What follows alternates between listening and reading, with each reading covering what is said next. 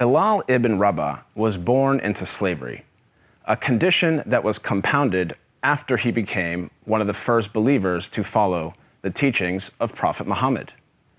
Bilal's father was an Arab slave, and his mother was a former princess of modern-day Ethiopia, who was also enslaved. Bilal was ruled by a master who punished him for his conversion to Islam.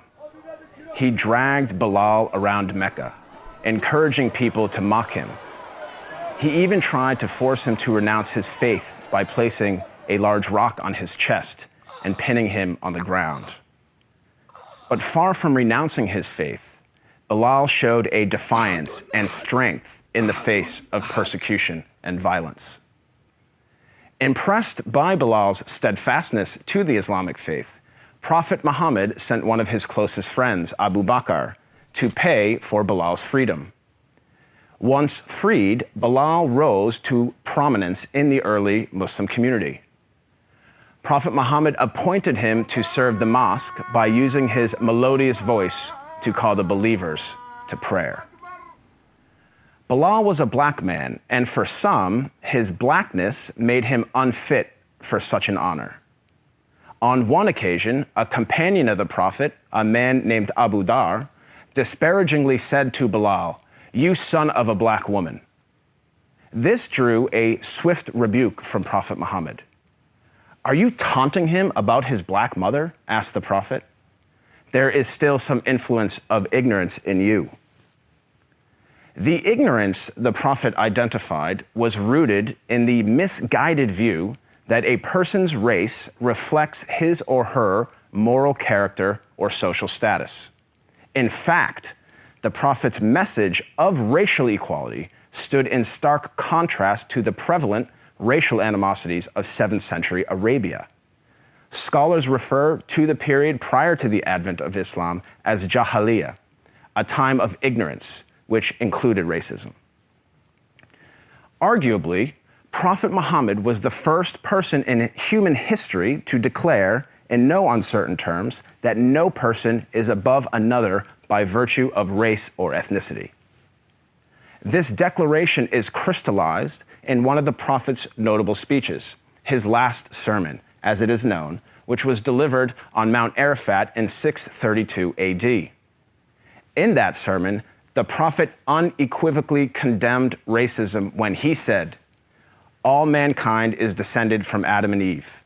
An Arab has no superiority over a non-Arab, and a non-Arab has no superiority over an Arab. A white person has no superiority over a black person, nor a black person has any superiority over a white person, except by piety and good action." Ever since then, Prophet Muhammad's teachings on racial equality have inspired human beings to strive for racial equality and justice for all. Consider the life of Al-Hajj Malik al-Shabazz, more commonly known as Malcolm X, the black Muslim civil rights leader who battled racism in the 1950s and 1960s. After performing the Hajj, or Islamic pilgrimage, to the city of Mecca, Malcolm wrote his famous letter from Mecca, in which he said, "There were tens of thousands of pilgrims from all over the world. They were of all colors, from blue-eyed blondes to black-skinned Africans. But we were all participating in the same ritual, displaying a spirit of unity and brotherhood that my experiences in America had led me to believe never could exist between the white and the non-white." He added that he had never before seen sincere and true brotherhood practiced by all colors together, irrespective of their color.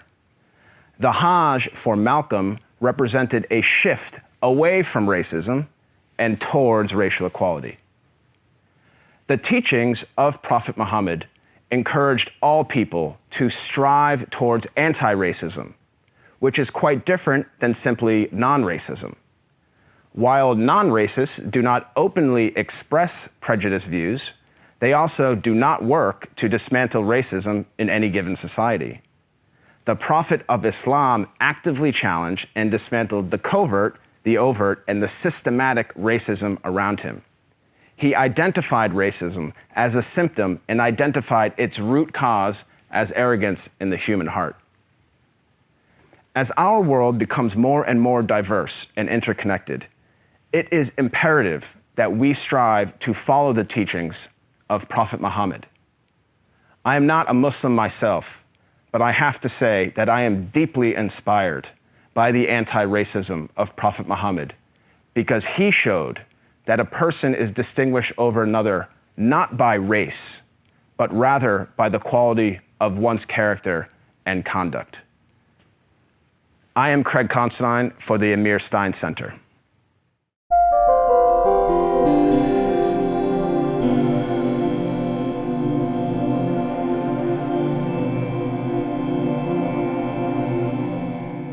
This video was produced in collaboration with Alliance of Virtue. If you want to see more content like this, make sure to like, share, subscribe, and hit the bell notification so you don't miss any new videos.